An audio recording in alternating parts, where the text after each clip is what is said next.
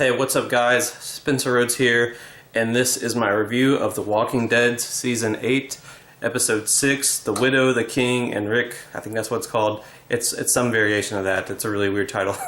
Not a bad title, just a weird title. Anyway, I like this episode a little more than I thought I would. It's probably in the top 3 so far. My favorite one is definitely last episode with Negan and Ezekiel, or Negan and Father Gabriel trapped in the little building, and how we got a lot of character interaction with the Saviors. I thought that was a really cool episode. So far, I still have mixed feelings about this season, but I think this episode might have been a step in the right direction. It really took some time to focus on the characters and the dialogue and all the dynamics between different people. And I really liked the opening where you had different characters speaking because characters were reading letters. It's like Game of Thrones. It was like ravens. Like characters were reading letters from other characters about what was happening with the battle. But for the most part, the good guys are successful. All the saviors are dead except for the ones in the sanctuary that are trapped by hundreds of walkers.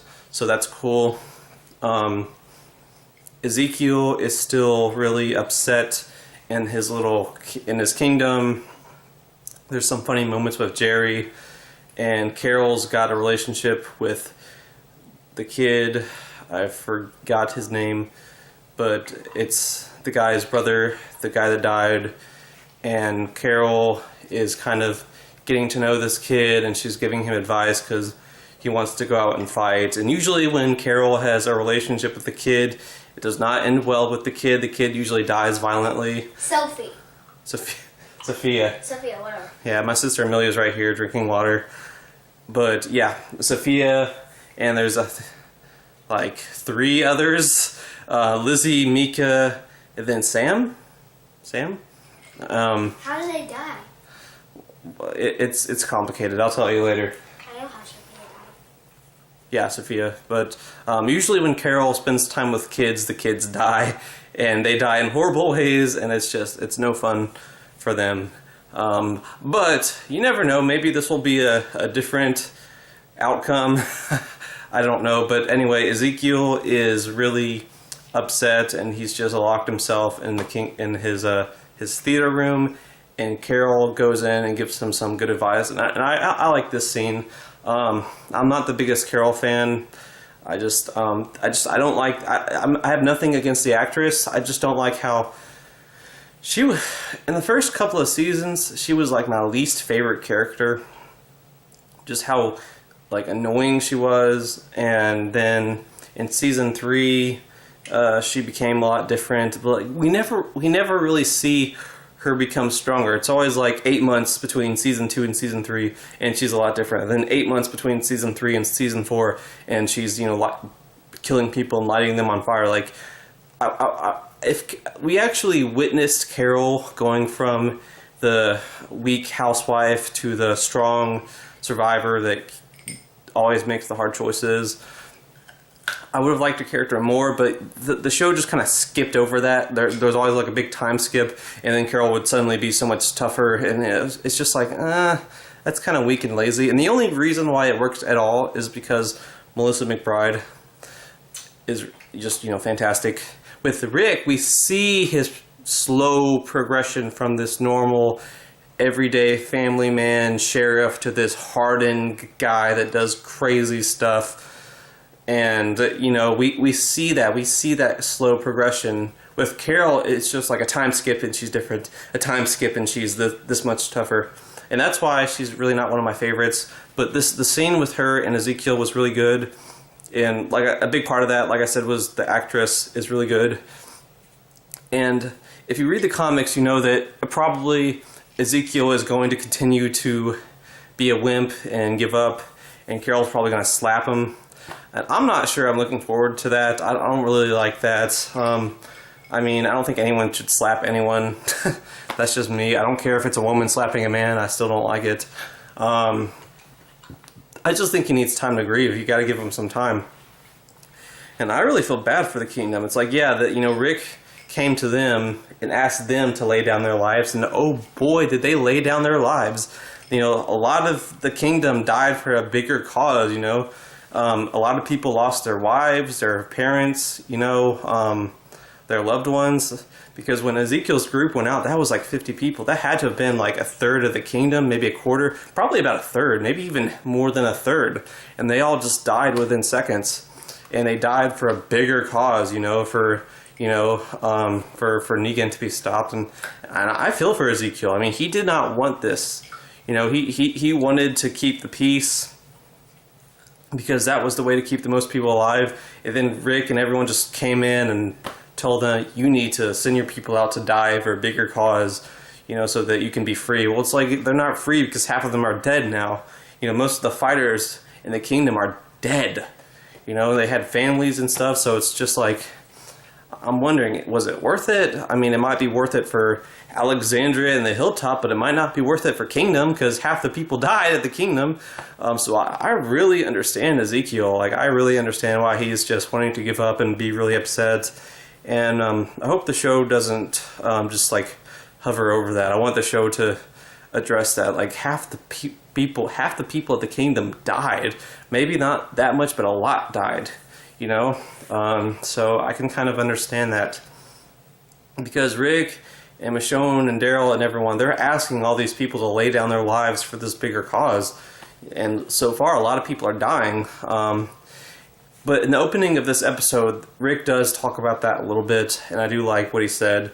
So I like that the show is, you know, it's remembering the dead and it's addressing the dead, because sometimes when characters die, the show barely addresses it. You know, it just like moves on. And I think so far they're doing a decent job of referencing dead characters, or at least characters that have died this season. They finally referenced Sasha this episode. This is the only time that Sasha has been mentioned since her death. She died? Sasha? Yeah. Amelia's upset. She died like the finale of season 7. Yeah, but like this is the first time that they've mentioned her, and they've mentioned some other dead characters. Aaron talks about Eric, and Did they talk about Abraham? Well, Abraham's been dead for a while, so they have talked about him. Not very much.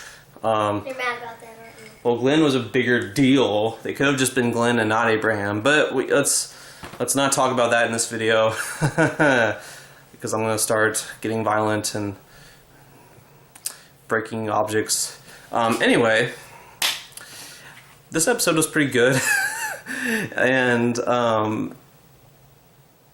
a lot of people criticize Rick going to the trash people and trying to make another deal. I kind of understand where Rick is coming from. You know, I mean, at this point, the trash people are outnumbered. With the Kingdom, the Hilltop, and Alexandria all teamed up, and the Saviors are losing this battle right now. The trash people pretty much need to, you know, they double-crossed Rick and all those people, so they need to make it right and join the right side. But, I mean, you know, Rick could have just done without them. He could have just ignored them. But I don't know. I mean, I don't know. I kind of want to see it, like see it through and see what they do with the trash people before I criticize what's going on. But we also see Carl meet Siddiq, and a lot of people have known that it's Siddiq for a while because the writers confirmed it, or Greg Nicotero confirmed that it was Siddiq, and you know, that's kind of interesting. You know, I wonder how that's going to play out, if Carl and Siddiq are going to be friends, or if something bad's going to happen. I don't know. But I'm kind of interested in where that storyline goes. And the Saviors are locked up. The big group of Saviors are locked up in Hilltop, and Maggie actually sends Gregory in there with them, and I really like that. And the one guy that's trying to actually do the right thing, I think his name is Dylan. I don't know how I feel about him. I think he might be okay. But Maggie's actually just using them to make a deal, and she might like have them killed. I don't know. She said that if they're not useful as a bargaining chip, they're just going to be killed. And that's probably the biggest criticism I have with this episode, and I'm going to get to it in a minute. And that's a part of it. But we see Michonne and Rosita, they're going out to look at the sanctuary, and I thought this was really stupid. Like, I've had this problem with the show since season 6. It's when characters do angry and impulsive stuff because it's what they feel in the moment. You know, main characters do angry and impulsive stuff, and this is my big criticism. My big criticism for the episode. It's when these characters do angry and impulsive stuff, and they don't listen to anyone but themselves, and then it gets other main characters killed. In the first episode of season 6, Rick is just completely, he does not give the Alexandrians a chance. He just believes that they're expendable and that they should die, and when there's some walkers coming out, Rick sends the Alexandrians over to fight them, and he refuses to help them, and, you know, like, they have no training, they have no experience. He knows that he's sending them to their deaths, but he doesn't care, you know, and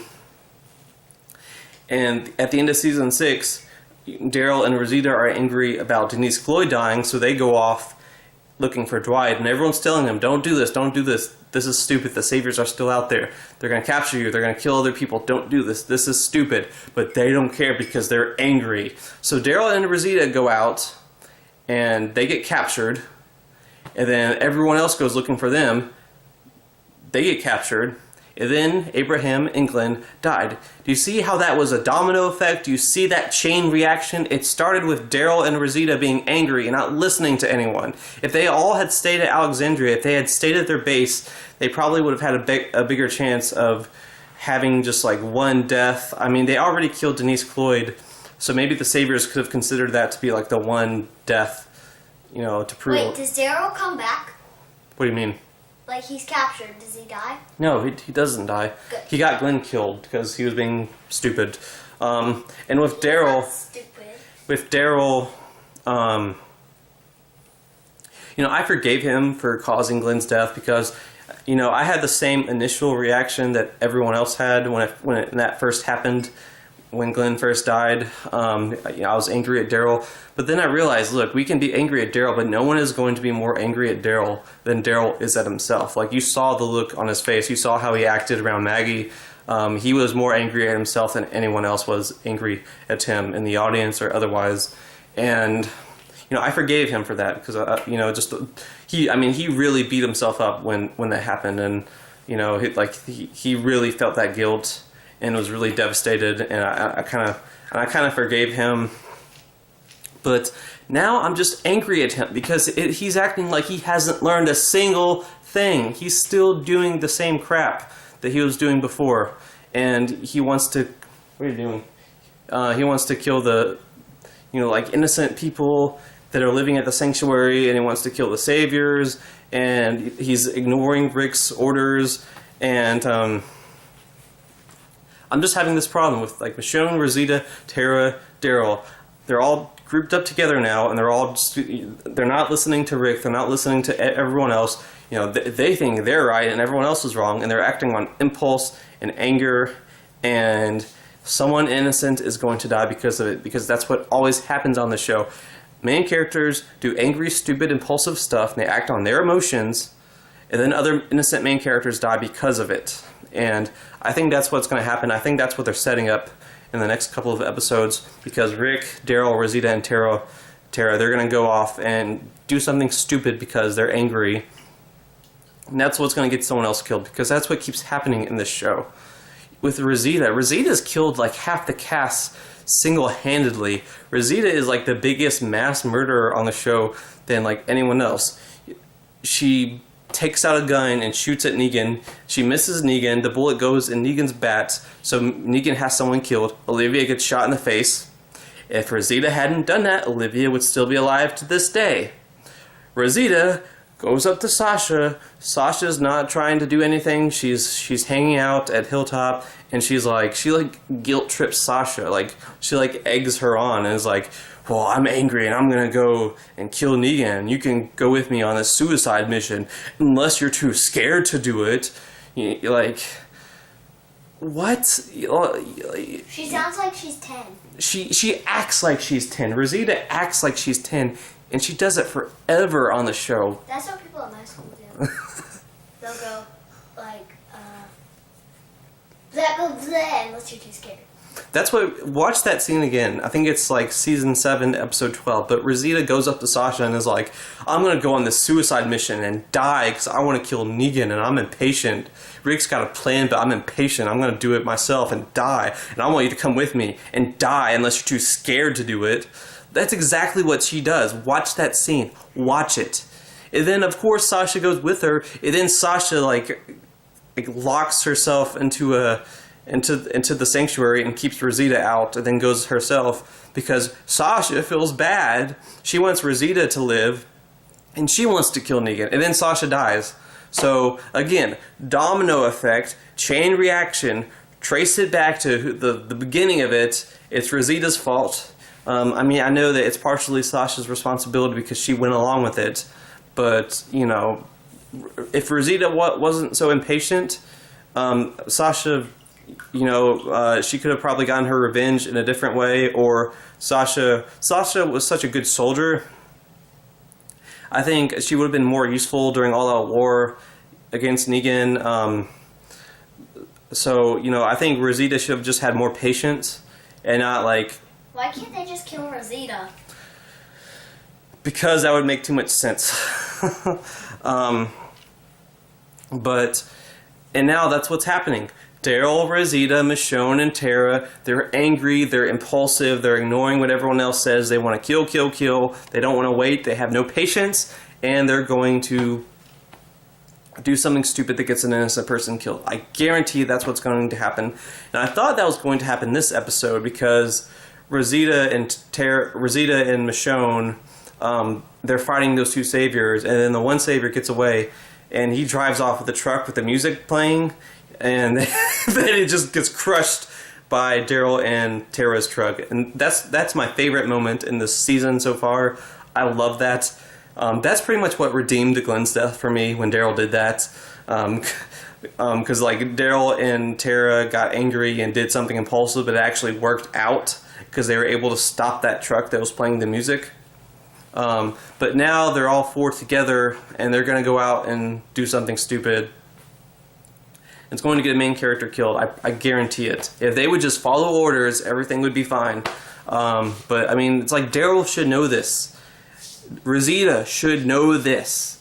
You know, Michonne is a smart person. She should know this. She should know not to act on impulse, you know. She's ignoring what Rick wants to do. You know, and I'm really disappointed with Michonne and Tara because Daryl, Rosita, I get it. They don't care if innocent people die because there's innocent families in the sanctuary. And it sounds like from the end of this episode, Rosita, Daryl, Tara, and Michonne are going to just have, like, they're going to try to just kill everyone. They don't care. Like, they don't care. Like, Michonne doesn't care. There could be, like, children, moms, dads in that sanctuary, and Michonne is just going to go along with a plot to kill them instead of waiting for Rick's plan. Like, it's just like the show forces these characters to do these stupid things so that innocent characters can get killed off. And it's been doing this for years. So, yeah, I don't know how I feel about that. And with the Hilltop, I think I agree with Jesus. I think, you know, the Savior should get a chance. For one thing, Jared, just shoot Jared in the face. You know Jared's not going to change. He's not even pretending like he's going to change. Like, shoot him in the face. You know, like the show just wants to force him to stay alive so that he can get like an epic death in the last episode. That's what they're doing. They're going to give Jared some epic death in the last episode. He's got to keep causing problems. If it was realistic, with all the crap he said over and over and over and over, he would have gotten shot in the face. But because the story requires him to stay alive, the characters continue to ignore him and let him live and give him chances. And, you know, but with the Saviors, I think they should have a chance. I think they should have a chance to join the good guys or just be locked up. And it's dangerous. Yeah. It's dangerous, but I think it can be done well.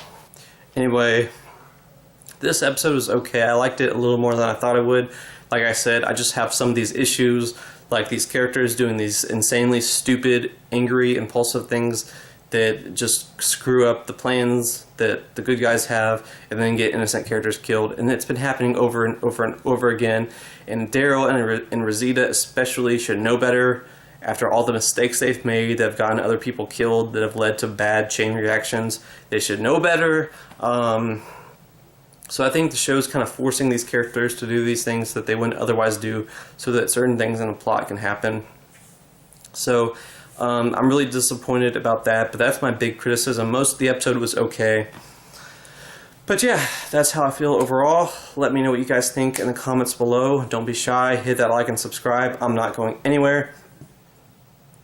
Anyway, that's my review. I'm Spencer Rhodes. I will see you guys later. Bye.